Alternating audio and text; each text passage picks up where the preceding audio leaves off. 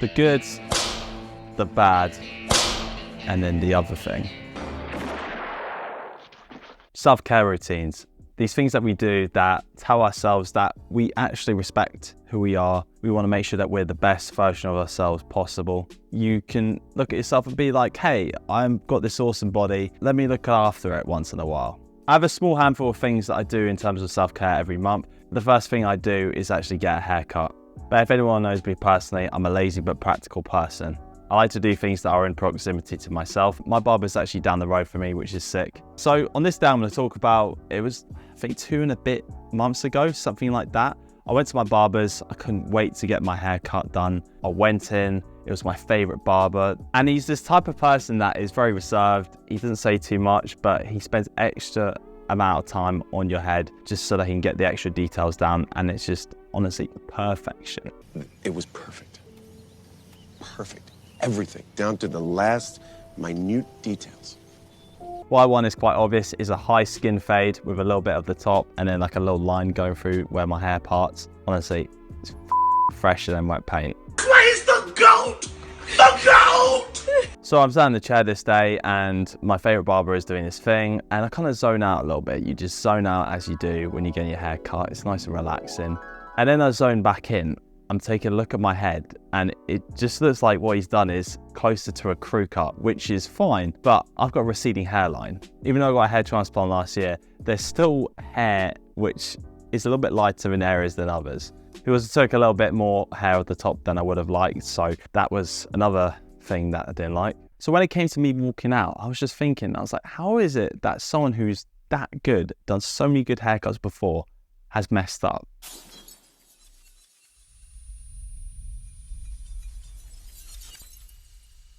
There is actually no perfect person. We see this all the time in sport. No one can physically stay at the peak of their game forever. People or teams that never lose, matches start losing. Champions get dethroned once in a while.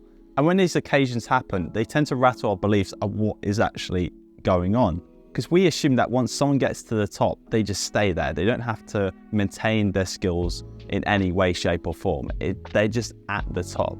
And it's perfectly fine to have these beliefs. I have them. I think everyone has them. When I actually do sparring, when I haven't actually been fighting in a while, people expect me to be really good because they know I've had a couple of fights, I've won a couple, to be fresh, to be ready to go.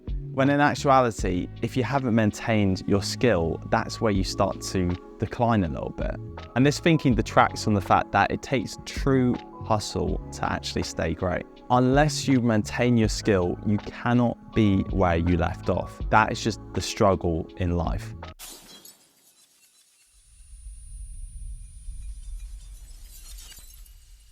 In the book Same as Ever by Morgan Housel, he talks about, in one of the chapters that is called Risk is What You Don't See, the ideas and examples of risk that can be actually relevant to someone or like an entire society. One example is that the state of California is very insistent on buildings being designed to withstand earthquakes that might not even happen for another century or so. And according to Nassim Taleb, it is best to invest in preparedness, not in prediction. And this also relates to a modern sensibility when it comes down to cancer, is that it's easier to prevent cancer than to actually treat it. Sometimes it is easier to assume that our lives will change once we get that dream job or that paycheck that we've worked so many shifts to really butter up and make sure it's as good an income as possible. However, there's actually no fundamental security in that. In 2020, everything changed with COVID. No one was allowed to go outside, there was lockdowns, we weren't allowed to interact with people from other households. And because I became self-employed not too long ago, I was actually affected quite badly, especially because most of the work that we did was actually face-to-face. But it was good news. I heard there was this self-employment grant by the government that would pay up to 80% of 3 months' wages, which sounded awesome. I couldn't wait to get on that. And in my head, I was thinking about all the ways I could spend this money, all the things I could buy and have for myself. But the bad news which came crashing down was that I actually could not get this grant because I hadn't been self-employed long enough to have done a tax return the previous year, which sucked. And I was imagining myself spending all of this money that I technically never had. And it was this dangerous thinking that just led to me feeling so just wiped out and just down. And I was spending all this money in my head. I was like, wow, I can get so many more takeaways. I get a new pair of shoes. I can do this, I can do that. But the reality is that I hadn't prepared for myself not getting this self-employment grant. And that's what we need to expect out of life. It's not a matter of if things will go wrong, it's when they will go wrong. Most of us aren't mind readers. We can't determine whether or not an event is going to affect our finances, the economy, our romantic relationships, our friendships with people, our family. There is no way for us to see ahead. There's no way for us to see if this is going to negatively impact us at all. So what can we do? Now, the first thing you can do is diversify yourself. In the book Portfolio Life by Christina Wallace, she goes through a couple ways that you can obviously insure yourself against the events of the future. She goes through this term called moonlighting. Now, moonlighting is the process of, on top of your actual full-time job, on the side, you might be doing something that might earn you income, or it just means that it gives you a bit of purpose and meaning that you might not even be getting from your full-time job. Now, moonlighting as a concept is very effective because what it means is that you've got a job which has got a stable but predictable pattern with income, the hours that you work. So it's a lot easier for you to structure these side passions that you have and be able to focus on them when you can. This might be something that gives you income, but it might be something that's a bit more meaningful, like doing volunteering or community work. The point is, you shouldn't put all of your eggs in one basket, because if everything fails, you've got nothing to lean back on. And those repercussions can be really, really hard.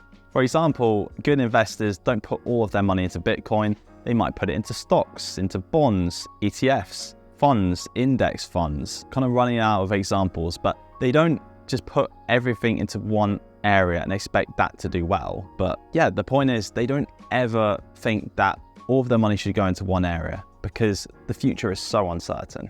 Now, the next point is spend less than what you have. Now, there's quite a big movement that's been gaining some attention recently, and this is called minimalism. The movement of minimalism is one where essentially your life gets stripped down to the bare fundamentals. This just helps declutter yourself mentally from a lot of the things that we go through on the day-to-day basis. Owning fewer clothes and possessions, it just leads to so much clarity. No more indecision when deciding what t-shirt to wear on a sunny day. No deciding what fancy dish to cook for dinner.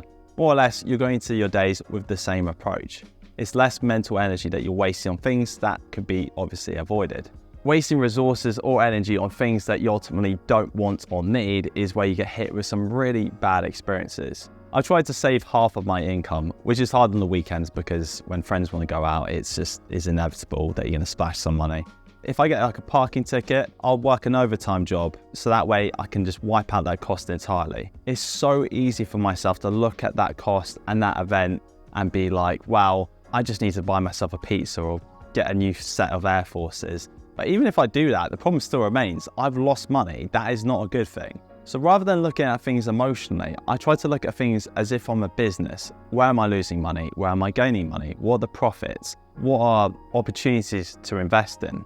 These are all questions that you need to regularly ask yourself about because we have no idea what is around the corner. Anyway, guys, that is it. If you like this, comment, like, and subscribe, and I'm sure I'll see you in the next video. Take care. Bye-bye.